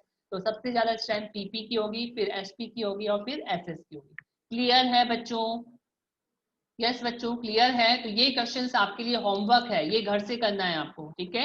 Arrange the following in the increasing order of strength, और INA जो है वो Z axis है। तो ये क्वेश्चंस आपको घर से करके लाना है, जो मैंने आपको स्ट्रेंथ समझाई है। फिर नेक्स्ट क्लास में इस क्वेश्चन को मैं डिस्कस कर लूंगा, आप लोग पहले सॉल्व करेंगे, ट्राई करेंगे, फिर नेक्स्ट क्लास में मैं इसको डिस्कस कर लूंगा।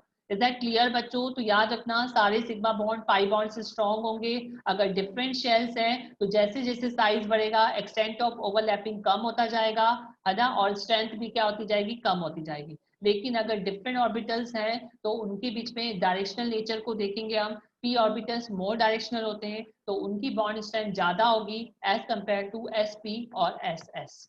तो ये क्वेश्चंस आप घर पे करेंगे और नेक्स्ट क्लास में मुझे बताएंगे, जब हम क्लास में इसको सॉल्व करेंगे। नहीं आएगा कुछ तो मैं बताऊंगा। इज दैट क्लियर बच्चों? आज का सेशन क्लियर है बच्चों? मेनली जो है ओवरलैपिंग में से, इसमें से क्वेश्चन आता है, जो मैंने आपको स्ट्रेंथ समझाई है इस पे क्वेश्चन आता है, और मैंने बहुत अच्छे से समझा दिया है आपको। आप ये करके देखना, आ जाएगा आपको। इज दैट क्लियर बच्चों? क्लियर? वेदांत अभी जो चल रहा है आप उसके डाउट पूछिए मुझसे, है ना। जियो से जब मैं पढ़ाऊंगा तब आप उसके डाउट करिएगा। Is that clear? या जो भी आपको ऑर्गेनिक पढ़ा रहा है अभी उनसे पूछिए आप, है ना। क्लियर है बच्चों? यस नो रिप्लाई करो, फिर हम आज का सेशन यही बाइंड अप कर रहे हैं, एंड कर रहे हैं हम लोग। क्लियर है बच्चों? ये क्वेश्चंस आप घर पे ट्राई करना, मैं इसलिए नहीं करवा रहा हूँ क्योंकि आपको समझ में आ गया है ओवरलैपिंग, तो आप पहले ट्राई करो उसको, फिर नेक्स्ट क्लास में हम लोग इसको डिस्कस कर लेंगे, है ना। आप देखिएगा कौन सा क्या है और उसको अरेंज करेगा। आप ये सब यहाँ पे देखिएगा, है ना। तो देखो बच्चों, S S, S P, PP, ये देखते जाना, जैसे जैसे नंबर ऑफ शेल्स बढ़ते जाएंगे ओवरलैपिंग क्या होती जाएगी, एक्सटेंट ऑफ ओवरलैपिंग कम होता जाएगा और स्ट्रेंथ कम होती जाएगी। लेकिन अगर आप पी बॉन्ड की बात करोगे पीपी की, तो पीपी ज्यादा डायरेक्शनल नेचर होता है, उसकी स्ट्रेंथ ज्यादा होती है। तो ये हमने पूरा पढ़ा है, मैं समराइज कर देता हूँ सारा। पहले हम लोगों ने शेप्स देखे आज, है ना, शेप्स ऑफ ऑर्बिटल्स देखे, हमने अच्छे से डिस्कस किया। और फिर उसके बाद हमने ओवरलैपिंग देखी कि एक्सियल ओवरलैपिंग से सिग्मा बॉन्ड बनता है ना, और पैरेलल या साइडवेज ओवरलैपिंग से पाई बॉन्ड बनता है। फिर हमने एक क्वेश्चन किया, उसके बाद हमने देखा डेल्टा बॉन्ड के बारे में, और देन हमने उसके बाद स्ट्रेंथ को कंपेयर किया, तो हमने देखा कि सिग्मा बॉन्ड्स पाई बॉन्ड से ज्यादा स्ट्रॉन्ग होते हैं क्योंकि उसमें एक्सटेंट ऑफ ओवरलैपिंग ज्यादा होता है, इस वजह से। और फिर उसके बाद हमने अलग अलग सिग्मा को कंपेयर किया है और एक क्वेश्चंस मैंने आपको दिया है वो आपको करना है। Is that clear? सारे बच्चे इस क्वेश्चंस को करेंगे, ठीक है, और नेक्स्ट क्लास में हम डिस्कस करेंगे।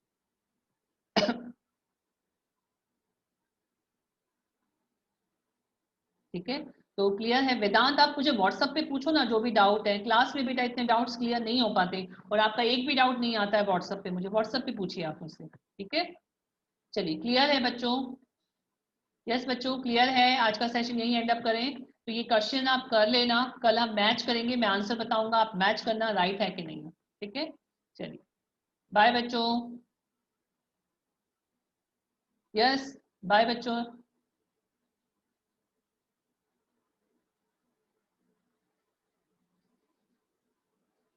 वेदांत में गुस्सा नहीं हूँ बेटा, मैं ये बता रहा था आप आगे आगे नहीं बढ़ो। अभी देखो मैंने क्वेश्चंस लिया ना, पहले पूरा समझाने दिया करो फिर क्वेश्चन लिया करो। आप ट्राई करना बच्चों, आ जाएगा, सारे बच्चों से बन जाएगा ये क्वेश्चन, कुछ भी नहीं, आप देखोगे बन जाएगा। उसको एक बार और रिवाइज कर लेना थ्योरी को, फिर ये क्वेश्चन करना, ठीक है?